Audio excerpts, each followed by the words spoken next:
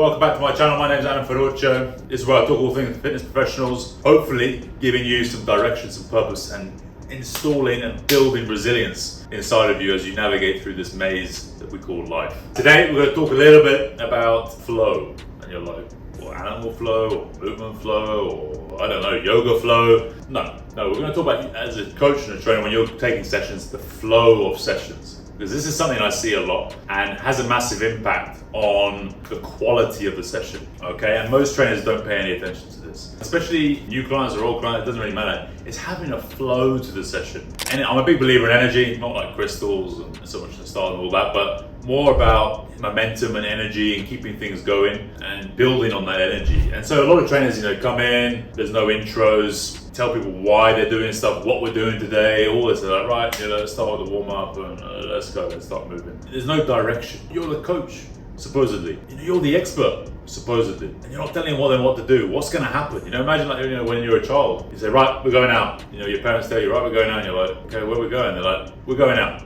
no matter what. And you're like, what? It builds anxiety. It builds maybe a bit of distrust. It's like, what's this guy doing, or what everything else. So introduce sessions. Talk them, what are we doing today? Why are we doing it? What's the intention? What are the outcomes that we're looking for? Where are we going? You're a coach. Coaches have to be leaders. Now I see a lot of this in the GX community. When you're doing group exercise, when you're leading 10 people, 20 people, 50 people. GX instructors, you guys are awesome. You guys can really lead and tell a story, navigate the whole session, and give people direction. And I find GX instructors to be better coaches. Maybe they don't have the technical knowledge, but they're better coaches in terms of they can lead, more emotionally intelligent, this sort of stuff. Then trainers becoming coaches, PTs, or strength and conditioning coaches, or whatever it is. So this is a big area. You've got to be able to lead people through the session, navigate through the session, keep things moving, don't let the energy fall down. There's some trainers, yes, long rest periods and all that, but do something in the rest period. Look, I've got clients, I want them to rest maybe 2 minutes in between a set or a round or whatever, but I'm thinking, look, why don't I get them walking? Let's do some mobility, let's do something just to keep the energy going, because most clients, especially general population, office workers, this type of people, they're not moving a lot day to day or during their days. So look, let's get this hour, we're gonna move. Even if I'm doing high intensity, we're doing strength training, 3 to 5 reps, I want you to have a 3 to 5 minute rest period, fine, but we're gonna do the high intensity, exercise, bench press or a deadlift or whatever thing you're doing. And then in that 3 to 5 minutes, we're gonna do some lower intensity stuff. Maybe we'll do some Tai Chi,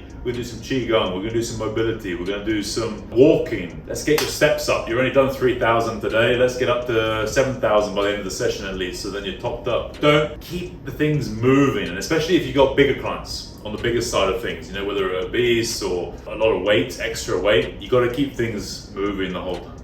Build up that aerobic base. Especially with people who are in a more sedentary lifestyle. When they're in that hour, you want them moving because they've probably only done a couple of thousand steps before you've seen them. So make the most of it. Don't let them come, they've been sitting all day, and then they come see you, and then they sit for the whole hour because you're letting them rest 2-3 minutes. These guys do not deserve rest. Get them moving, get them up and get them going. Okay, this is my belief. People like that who've only been walking a couple of thousand steps, general population, people just generally need to move more. It's not going to hurt them by doing some more movement, and whether it's mobility wise or stretching wise or walking wise or getting them on the assault bike. Instead of low intensity, it doesn't have to be high intensity. Low intensity. Just move it. 3, 4 out of 10. We're going to keep this system moving for the full hour no matter what. Especially if you're looking for body composition changes, weight loss, and blah, blah, blah, fit health and feeling better. Move, move, move. Most people's aerobic systems are shot or not there at all, or need to be topped up. Unless you're very specific, you're training for powerlifting or weightlifting, you're competing and all this stuff, fine. But to keep the sessions flowing. Do your bench press, walk for a bit, do your deadlift, do some mobility, go do a squat or split squat, then do some Tai Chi for 2 minutes or whatever it is, or 10, 5 rounds. Just keep movement, keep the energy going around, don't stop, especially if you're going from big weight to a lighter weight, and even with training with general population, even if you're in a strength phase, because they're not going to do their mobility outside. Don't prescribe them the homework, don't prescribe them all this stuff in their extra time, because people have lives, they've got kids, they've got jobs, they've got responsibilities, they've got things that they've got to do. So just try and squeeze it in as much as you can into the session, and they don't deserve rest, because most of the time